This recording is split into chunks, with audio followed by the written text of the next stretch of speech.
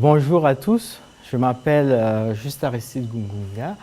Je suis doctorant en biostatistique sous la direction du professeur Roch Georgie.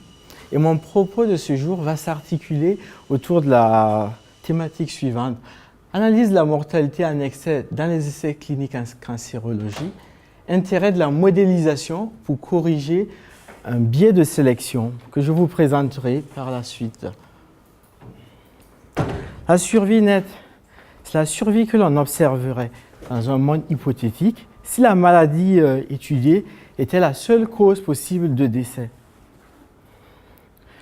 Pour l'estimer, l'approche traditionnelle va consister à estimer la survie spécifique, qui consiste à censurer les décès dus aux autres causes, c'est-à-dire les décès non liés au cancer étudié, et également les individus vivants, puis d'utiliser les décès dus au cancer pour estimer la survie spécifique avec des estimateurs classiques tels que celui de Kaplan-Meier ou celui fondé sur un modèle de régression tel que le modèle de Cox. De potentiels biais peuvent être observés dans l'utilisation de la méthode de survie spécifique pour estimer la survie nette, notamment en raison d'erreurs de classification de la cause de décès. Il peut s'agir d'une sous-estimation de la survie nette, notamment lorsque la proportion de décès dus au cancer étudiés dans les données est supérieure à la proportion vraie de décès dus au cancer. Il peut également s'agir d'une surestimation de la survie nette lorsque la proportion de décès dus au cancer étudié est inférieure à celle de la proportion vraie de décès cancer. Pour s'affranchir de ces potentiels biais dans l'estimation de la survie nette en utilisant la méthode survie spécifique, une autre approche a été développée dans le cadre des registres de cancer où la cause de décès est souvent non disponible. Dans les registres de cancer, il y a un enregistrement continu et exhaustif des diagnostics de cancer sur un territoire bien défini. On peut donc faire une hypothèse de comparabilité, c'est-à-dire qu'à l'absence de décès dû au cancer, la mortalité attendue dans la cohorte va être égale à celle de la population générale. On va donc en déduire que la mortalité observée est la somme de deux forces de mortalité attribuables d'une part à la maladie, étudiée ici le cancer, et autrement appelée mortalité en excès, et d'autre part, cette mortalité observée va être due à la force de mortalité non-cancer, c'est-à-dire la mortalité attendue à l'absence des décès dus au cancer étudié. Des estimations de survie nette peuvent être obtenues avec l'estimateur de Poire-Permet ou en utilisant un modèle de régression ajusté sur des variables démographiques telles que l'âge, le sexe ou encore le département de résidence en France. Il existe un intérêt d'utiliser la survie nette en recherche clinique, notamment dans le cadre de suivi à long terme.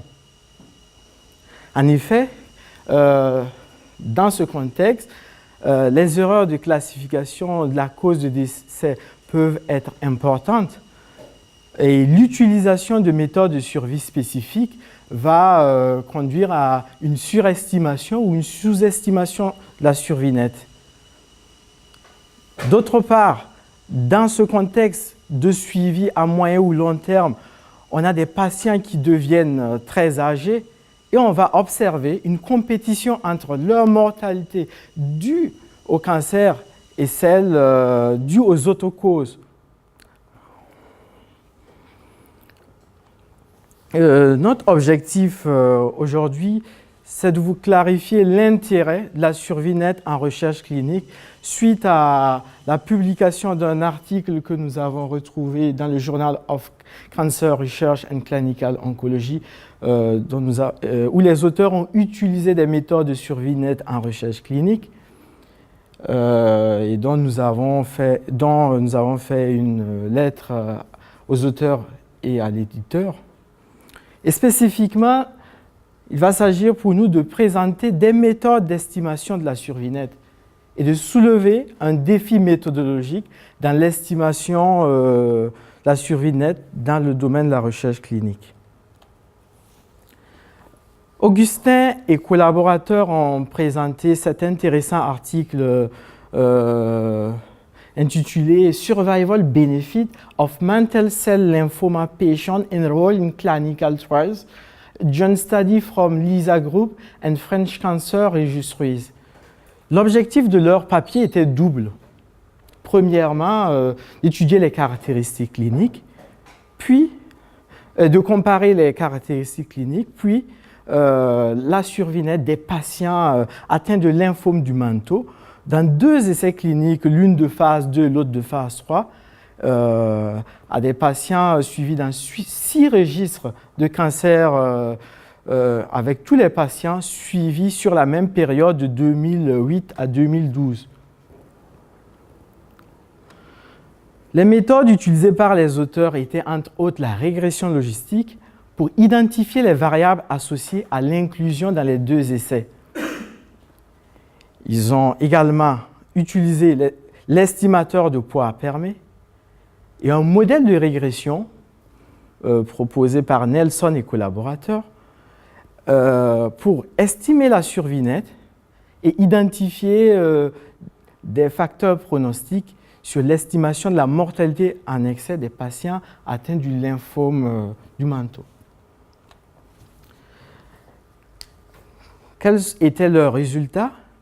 Ils ont identifié 312 patients dans les registres et 372 dans les 2 essais. Ils ont également noté une différence entre les patients des registres et ceux des essais. En effet, les patients rencontrés dans les essais étaient plus jeunes, avec un âge médian à 60 ans, et comparativement à ceux des registres qui avaient un âge médian à 74 ans. L'âge et le stade du cancer au diagnostic étaient associés à l'inclusion. Ils ont également trouvé que la survie nette après 4 ans de suivi chez les patients dans les essais était meilleure. Elle était de 79% chez ces patients, comparativement à 60,3% chez les patients des registres. Ces résultats ont été confirmés en analyse multivariée sur les patients les plus âgés, les plus de 65 ans, où ils ont noté une faible mortalité en excès chez les patients inclus dans les essais par rapport aux patients inclus dans les registres. Comme conclusion, ils ont noté que les patients inclus dans les essais étaient très différents de ceux rencontrés dans la pratique médicale quotidienne. Et comme solution pour résoudre le problème de non-représentativité de la population générale dans les essais cliniques, ils ont proposé d'élargir les critères de sélection. Nous avons proposé dans la lettre une discussion orientée vraiment sur les méthodes de survie nette utilisées dans les essais que nous allons vous présenter maintenant. Les auteurs ont utilisé l'estimateur non paramétrique de poids permet, qui est un estimateur consistant de la survie nette. Cet estimateur estime le taux cumulé en excès. C'est une différence où le premier terme correspond au taux cumulé en excès observé, pondéré par l'inverse de survie attendue populationnelle, ici les W, Et ce premier terme correspond également dans la littérature à un estimateur de Nelson Allen, pondéré par la probabilité de survie attendue populationnelle. Le second terme correspond au taux cumulé populationnel en prenant en compte, bien sûr, le principe de la pondération par l'inverse de survie attendue populationnelle. Les auteurs ont également utilisé un modèle paramétrique qui est en effet un modèle de régression ajusté sur des variables démographiques, comme recommandé dans la littérature. Ce modèle proposé par Nelson modélise le log de la mortalité en excès cumulé par des fonctions spleen cubique restreintes pour obtenir une certaine flexibilité du taux en excès de base des patients. Et également, de façon à obtenir un effet proportionnel bêta sur les covariables d'intérêt Z. Il faut noter que l'utilisation, et dans ces deux méthodes, la mortalité attendue des patients dans les essais est considérée comme égale à celle des patients de la population générale. Donc, ils utilisent ici les lambda P cumulé, qui est le taux cumulé populationnel, déduit directement du taux de mortalité attendu dans la population générale, dans l'estimateur de Nelson et également de Poire-Permet. Cependant, Safarty, Blakely et Pierce ont noté que l'hypothèse de comparabilité est invalide, notamment si un facteur influençant la mortalité haute cause des patients est distribué différemment dans l'échantillon étudié et dans la population générale. Cette hypothèse de comparabilité est donc invalide également dans le cas d'essais cliniques où les patients sont sélectionnés suivant des critères très spécifiques. Il peut s'agir de deux situations d'invalidité.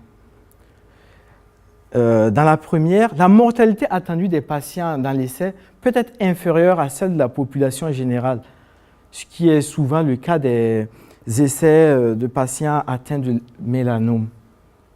En revanche, dans la deuxième situation, la mortalité attendue des patients dans l'essai peut être supérieure à celle de la population générale.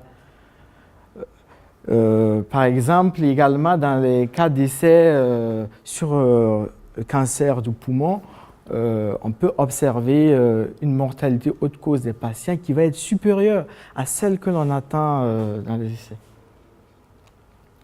Nous avons illustré ce problème dans la lettre par des simulations très simples, parce que dans les essais cliniques, on ne dispose pas de table de mortalité correspondant aux patients inclus dans les essais. En revanche, on dispose de tables de mortalité des patients dans la population générale, les patients des registres par exemple. Donc, qu'est-ce que nous avons fait? Nous avons généré une table de mortalité des patients dans les essais, de sorte à prendre ces deux situations d'invalidité de l'hypothèse de comparabilité. Dans la première situation, dans la figure A, nous avons permis que la mortalité haute cause des patients en tiret noir puisse être inférieure à celle des patients dans la population générale. Et dans la figure C, qui est notre deuxième scénario, nous avons généré une table de mortalité des patients dans les essais cliniques supérieure à celle rencontrée dans la population générale. Puis nous avons utilisé l'estimateur de Poire-Permet pour estimer la survie nette des patients dans la population générale avec la table de mortalité disponible. Parce que, rappelez-vous, on ne dispose pas de la table de mortalité des patients inclus dans les essais. Donc, qu'est-ce que nous avons déduit? Lorsque la mortalité attendue des patients dans les essais est inférieure à celle de la population générale, nous obtenons des estimations de survie nette en utilisant l'estimateur de Poire-Permet et une table de mortalité de la population générale, une surestimation de la survie nette des patients. Donc, vous pouvez imaginer la situation. Dans le second scénario, lorsque la mortalité haute cause des patients est supérieure à celle de la population générale, les estimations obtenues de survie nette en utilisant une table de mortalité de la population générale va conduire à une sous-estimation. Une solution à ce problème pourrait consister à considérer que la mortalité des patients dans les essais correspond à celle de la population générale, multipliée par un paramètre d'échelle alpha, ce qui correspond à l'effet de sélection moyen dans l'essai. On en déduit donc que la mortalité en excès de ces patients va correspondre à la mortalité observée, corrigée par la mortalité populationnelle, multipliée par ce paramètre d'échelle que l'on peut obtenir par des approches de maximum de vraisemblance. Donc, nous avons proposé dans le cadre de notre travail de thèse un modèle de régression de mortalité en excès appelé RBS pour Ruskell B-spline model. Ce modèle, sa différence par rapport aux autres modèles de mortalité en excès, est qu'il corrige les biais de sélection dans les essais cliniques en termes de mortalité haute cause des patients par ce paramètre d'échelle qui peut être obtenu par les techniques d'estimation. Pour permettre une certaine flexibilité du taux de base, nous l'avons modélisé par des fonctions B-spline, ce qui est cohérent avec l'histoire naturelle et l'évolution de la maladie. Ce modèle permet également de généraliser les modèles de mortalité en excès, notamment lorsque l'effet de sélection est nul dans les études populationnelles. Ce paramètre va être estimé à 1. En conclusion, la survie nette est un indicateur de survie dans les études populationnelles. Dans les essais cliniques, du fait des critères de sélection, la mortalité à haute cause des patients peut être différente de celle de la population générale. Et lorsque l'on s'intéresse à estimer la survie nette en recherche clinique en utilisant ces approches dites populationnelles, on peut obtenir des biais à type de surestimation ou de sous-estimation. Nous proposons une solution qui est un modèle de régression, corrigeant la mortalité attendue des patients et permettant d'estimer en même temps la mortalité en excès. Ce modèle est utile en recherche clinique lorsque l'on s'intéresse à estimer la survie nette des patients en utilisant la bonne table des patients. Voici ici quelques références qui nous ont été utiles pour ce travail, notamment la référence de Augustin et collaborateurs. Ce travail fait partie de ma thèse qui a bénéficié d'un financement de la fondation Amidex, à qui j'adresse mes remerciements. Je vous remercie pour votre attention et me tiens à votre disposition pour vos questions et commentaires. Merci.